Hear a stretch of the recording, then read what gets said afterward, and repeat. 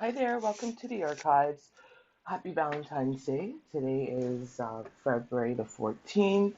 I thought I would get on here today and record Venus. Um, so we're back to Goddess, 50 goddesses, spirits, and saints, and other female figures who have shaped belief. And so I thought we would do Venus today, because Venus is one of the goddesses of love. Today is also Oshun. Oshun is another one, a goddess of love. We've done Oshun. And so Venus is the Roman goddess of love, beauty, and victory. She's also the mother of Rome. Rome is in Italy. Um, is Rome Italy's capital? I want to say yes. So basically, for centuries, people have sculpted um, her as a naked figure. Venus is known as the ideal female form. I don't know exactly what that means, especially because we're going to get into Helen, who comes up, and we have that whole controversy right now regarding Helen, Lupita Nyong'o playing Helen, right? We don't actually know what they look like, but it says that she was in her naked ideal form. Okay, but she's not just beautiful. Remember, again, a lot of these folks are all beautiful. She's very powerful. Venus is unpredictable, and she's a really important goddess. Basically, it says that the Romans appropriated. It sounds like they basically stole some stuff from the Greeks. So she's very similar to Aphrodite in that the Romans basically copied and pasted, is what it says here. Many of the myths connected with the mysterious Greek goddess of love, Aphrodite, they took many of those myths, right? And then they added flourishes of their own to create Venus. And so Venus is a goddess of earthly love and heavenly devotion. Um, at the heart of the ancient Roman religion, Venus's myth tells how she had many lovers, and so both humans and gods, and she gave birth to child god named Cupid. So Cupid, who you'll see a lot today, is Venus's. What is going on with the lighting? Doesn't it look like it's like very saturated? What's going on with the lighting? I don't know what is happening right now. I look like a ghost. And so she also has another son, and she guided him on his journey from Troy to Rome. And so basically, her son was seen as the ancestor of Romulus and Remus, who were the founders of Rome, right? So Venus is known as a bringer of victory and the mother of Rome. But her birth was a little bit unusual. Basically, it tells a story about Terra. Terra was the mother of all of Earth, and her furious husband, Caelus, is that how you say his name? What is going on with the lighting? It's so super weird. Look how bright my shirt is. It looks like the enhance button. One second. There, that's a little bit better. Basically, her husband kept their children prisoners because he didn't want any of them to overthrow him. Again, have you seen this? When men do show up in this book, they show up very insecure, right? Mary's story, same.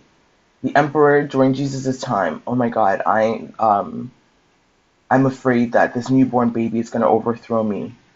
So many of them. Who else was it? Athena?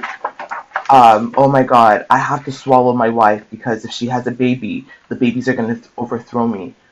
So it's really interesting that when men do show up here, no, it wasn't Athena. I think it was Athena, right? There's this idea that women and children are just going to overthrow men, right? And you still see that today. A lot of men are very insecure or feel very shaky about their masculinity. And if they don't hold you prisoner, if they don't control you, then they're going to be overthrown by you, right? But I thought you were the strongest. How would anybody overthrow you if you were the most powerful? And so her husband basically imprisoned their own children because he was afraid that they were going to overthrow him. what happened is, Terra, one day the land of Earth, Terra handed one of her sons a sharp knife, and she told him to cut her Venus's husband's body and throw it into the sea.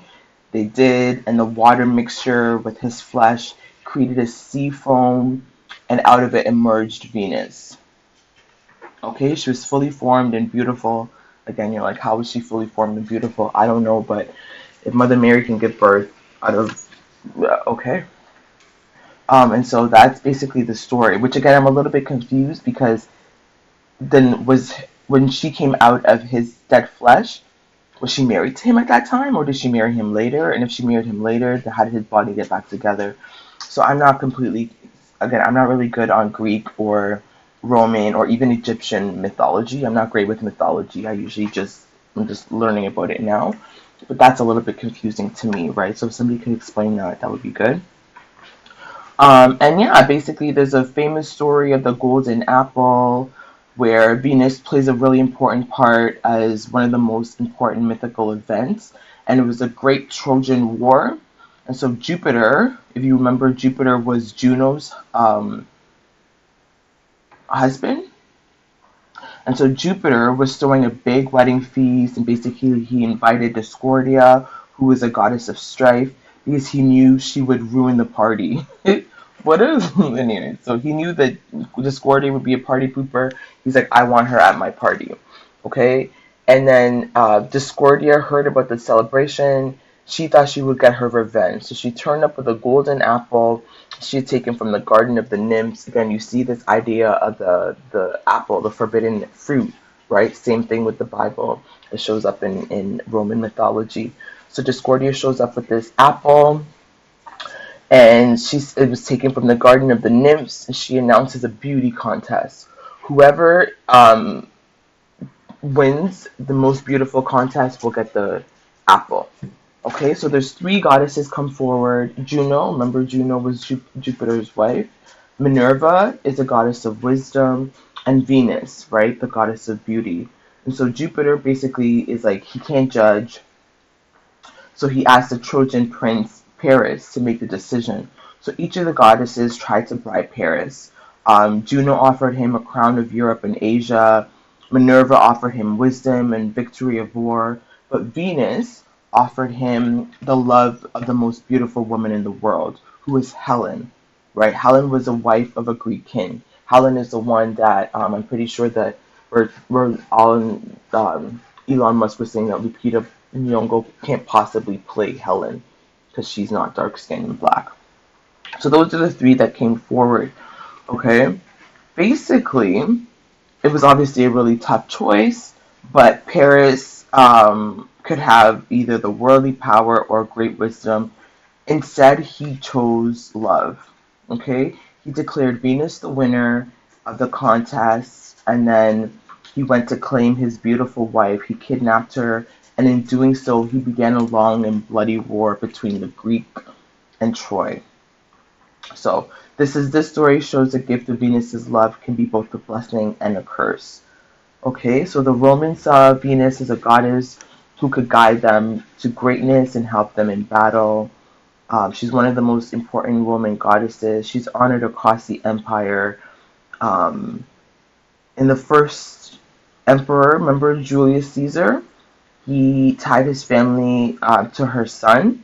And so basically, Julius Caesar said that he was a descendant of Venus himself, although again, she's not actually like a human, right?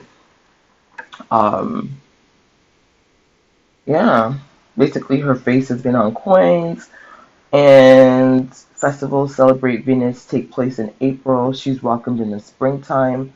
Many of her ceremonies involve drinking wine and offering up fruits or gifts and vegetables.